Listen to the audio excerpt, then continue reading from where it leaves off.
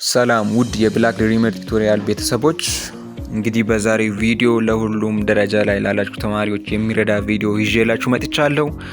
ያም ማለት የዩኒቨርሲቲ ተማሪ ከሆናችሁ፣ የሃይስኩል የኤሌመንተሪ ተማሪ ከሆናችሁ ይሄ ቪዲዮ ይጠቅማችኋል ማለት ነው። በዛሬው ቪዲዮ የምንመለከተው ብዙ ሰዓት እያጠናችሁ በፈተና ሰዓት ግን የምትረሱ ከሆነ ይህንን ችግር እንዴት መፍታት ትችላላችሁ፣ ማስተካከል ትችላላችሁ የሚለውን የምንመለከት ይሆናል። በዛሬው ቪዲዮ በዓለም ዙሪያ በብዙ ውጤታማ ተማሪዎች የሚጠቀሙባቸውን በምርምር የተደገፉ 10 ምርጥ የጥናት ዘዴዎችን እንመለከታለን። ቪዲዮውን እስከ መጨረሻው ተመልከቱት። 10 መንገዶች አሉ ቅድም እንዳልኩኝ። 10ሩንም እንግዲህ አንድ በአንድ የምንመለከት ይሆናል። አንደኛው ግልጽ ዓላማ አስቀምጥ፣ ወይም ደግሞ ግልጽ ዓላማ ሊኖረን ይገባል ማለት ነው። ስናነብ መጽሐፍ ከመክፈታችሁ በፊት ዛሬ ዓላማችሁን መወሰን ይኖርባችኋል። ስታጠኑ ዓላማችሁን ልትወስኑ ይገባል። ዛሬ ለምንድን ነው ማጠናው? ጥያቄ ለመስራት ነው ወይስ በዛ ርዕስ ስር ያሉትን ህጎች ለማወቅ ነው? ለምንድን ነው ማጠናው የሚለውን ነገር በደንብ መለየትና ማወቅ አለብኝ። እስከ ስንተኛው ገጽ ድረስስ ነው ማነበው የሚለውን በደንብ ማወቅ ይኖርብኛል ማለት ነው። ግልጽ ዓላማ ለምንድን ነው የሚጠቅመን ካላችሁ ደግሞ በትኩረት እንድታጠኑ ይረዳችኋል። እንደዚሁም ደግሞ የምታጠኑት ነገር እስከ መጨረሻው ድረስ በደንብ እንድታጠኑ ይረዳችኋል ማለት ነው። ይሄ አንደኛው መንገድ ነው። ሁለተኛው አክቲቭ ሪኮል ተጠቀሙ፣ ወይም ደግሞ አክቲቭ ሪኮል መጠቀም ነው። አክቲቭ ሪኮል ምንድነው? አንድ ርዕስ ካነበባችሁ በኋላ መጽሐፉን ዘግታችሁ ከአእምሯችሁ ለማስታወስ መሞከር ነው። በምታስታውሱበት ጊዜ የረሳችሁት ነገር ካለ ወደ ኋላ በመመለስ መጽሐፉን ከፍታችሁ ያንን ርዕስ ገባን እስክትሉ ድረስ ታጠናላችሁ።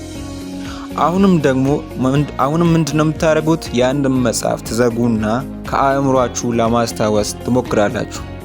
በዚህ ጊዜ ሙሉ በሙሉ ካስታወሳችሁ ስለዛ ነገር አውቃችኋል ወይም ደግሞ ተረድታችኋል፣ እንደዚሁም ደግሞ ይዛችኋል ማለት ነው። ይሄም እንግዲህ ያጠናችሁትን ነገር ለረጅም ጊዜ እንድታስታውሱ ይረዳችኋል። እንደዚህ ከደረጋችሁ በኋላ መጨረሻ ላይ ማድረግ ያለባችሁ ነገር ምንድነው? በደንብ እንደተረዳችሁ ለማረጋገጥ ለማወቅ ራሳችሁን ጥያቄ መጠየቅ አለባችሁ። ራሳችሁን መፈተን ይኖርባችኋል ማለት ነው። ጥያቄውን በደንብ ከሰራችሁ እንግዲህ ያንን ርዕስ በደንብ እንደተረዳችሁ ማረጋገጥ ትችላላችሁ ማለት ነው። ሶስተኛው እና በጣም ወሳኙ ስፔስድ ሪፒቲሽን ተጠቀም፣ ወይም ደግሞ ስፔስድ ሪፒቲሽን መጠቀም ነው። አንድን ትምህርት አንድ ጊዜ ብቻ አታንብቡ፣ ወይም ደግሞ አንድ ጊዜ ብቻ አንብበን መተው የለብንም።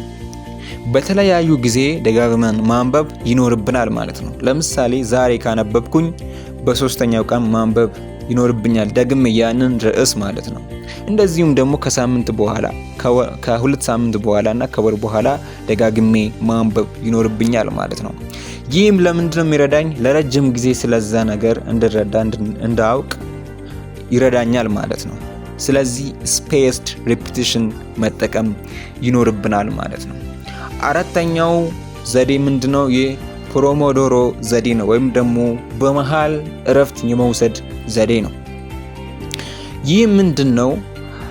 ለ25 ደቂቃ በትኩረት ታጠኑና ለ5 ደቂቃ ደግሞ እረፍት ታደርጋላችሁ። ይሄንን እንግዲህ ለ4 ጊዜ በተደጋጋሚ ታደርጋላችሁ ማለት ነው። በአራተኛው ዙር ላይ ግን ለ20 እስከ 30 ደቂቃ ለረጅም ሰዓት እረፍት ትወስዳላችሁ። ይህም ለምንድነው የሚረዳችሁ? በትኩረት እንድታጠኑ አእምሯችሁ ራሱን እያደሰ ሳይደክም እንድታጠኑና እንድትረዱ ይረዳችኋል። ስለዚህ ስታጠኑ እረፍት መውሰድ በመሃል ግዴታ ነው ማለት ነው።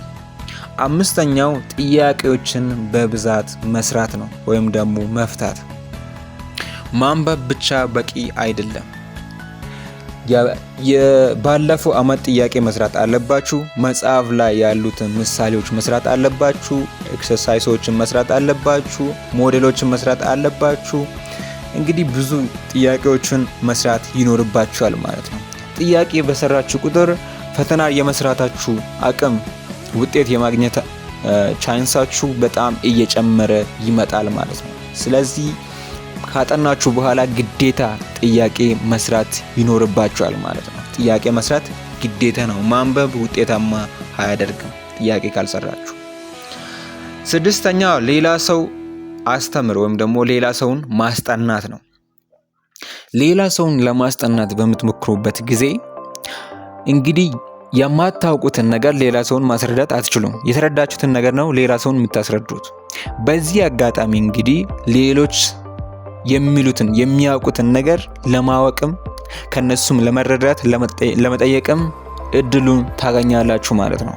ብትሳሳቱ እንኳን ለመታረም እድሉን ታገኛላችሁ። በዚሁም ደግሞ የራሳችሁን ኮንፊደንስ በራስ መተማመን እየገነባችሁ ትመጣላችሁ ማለት ነው።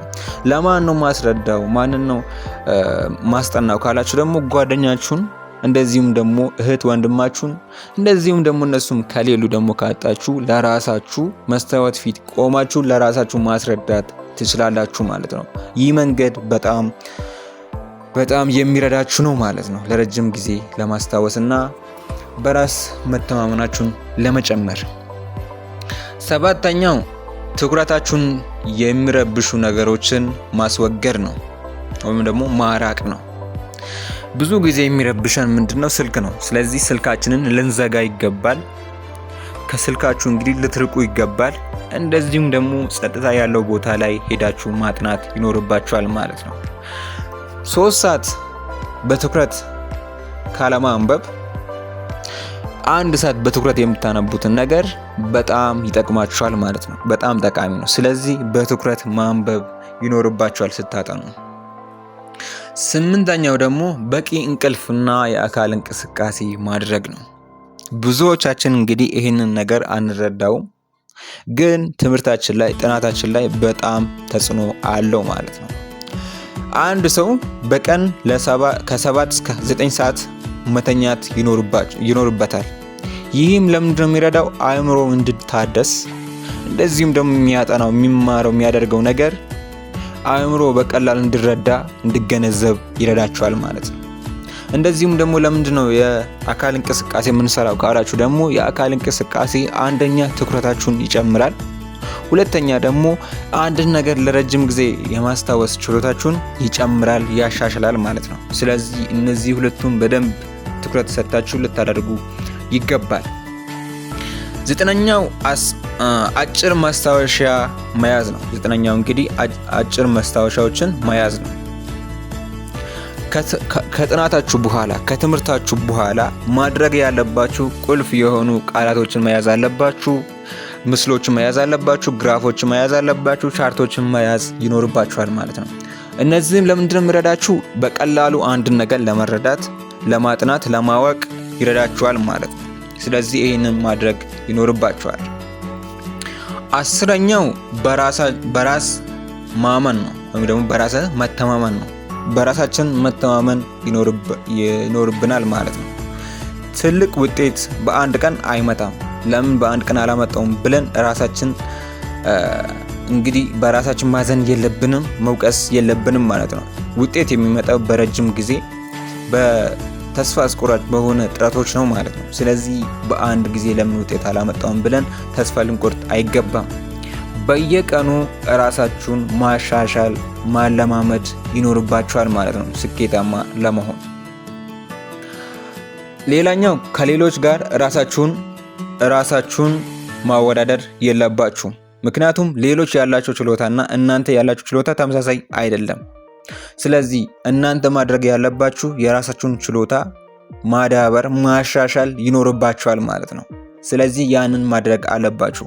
ሌሎችን አይታችሁ ራሳችሁን ዝቅ ለማድረግ የለባችሁም። ምክንያቱም ሌሎች ያላችሁ ችሎታ እናንተ የላችሁም፣ እናንተ ያላችሁ ችሎታ ደግሞ ሌሎች የላቸውም። ስለዚህ እናንተ ማድረግ ያለባችሁ በራሳችሁ ችሎታ ላይ ትኩረት ማድረግ ይኖርባችኋል ማለት ነው። ዛሬ ከትናንትና የተሻለ ከሆነ ይህ ብቻ ለእናንተ በቂ ነው። ምክንያቱም በአንድ ቀን አይደለም ሁሉም ነገር የምናሳካው። እያሻሻል እየተለማመድ እየመጣ ነው ወደ ውጤት የምንመጣው እንጂ በአንድ ጊዜ አይደለም ማለት ነው። በየቀኑ በተመሳሳይ ሰዓት ማጥናት አለባችሁ። ምክንያቱም አእምሯችሁ ያንን ጊዜ መረዳት ማጥናት መልመድ ይኖርባታል ማለት ነው። ስለዚህ በተመሳሳይ ሰዓት ማጥናት ይኖርባችኋል ማለት ነው። ስታጠኑ በቂ ውሃ መጠጣት አለባችሁ። እንደዚሁም ደግሞ ጤናማ ምግብ መመገብ አለባችሁ። ያልገባችሁን ነገር ተማሪን መጠየቅ ይኖርባችኋል። ከስተታችሁ እንግዲህ ስትሳሳቱ መልሳችሁ በማጥናት መልሳችሁ በማንበብ ማስተካከል ይኖርባችኋል ማለት ነው። ውጤታማ ተማሪዎች ወይም ደግሞ ውጤታማ ተማሪ መሆን በተፈጥሮ የሚሰጥ ችሎታ አይደለም።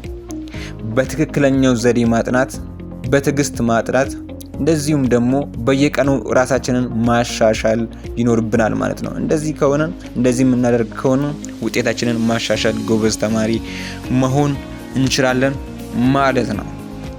እንግዲህ ይህ ቪዲዮ ከጠቀማችሁ ላይክ አድርጉት። እንደዚሁም ደግሞ ጥያቄ ካላችሁ አስተያየት ካላችሁና በዚህ ነገር ላይ ቪዲዮ ይሰራልን በዚህ ርዕስ ላይ የምትሉት ነገር ካለ ደግሞ ኮሜንት ላይ ጻፉልኝ። ለጓደኛችሁ ሼር አድርጉት፣ ሰብስክራይብ አድርጉ።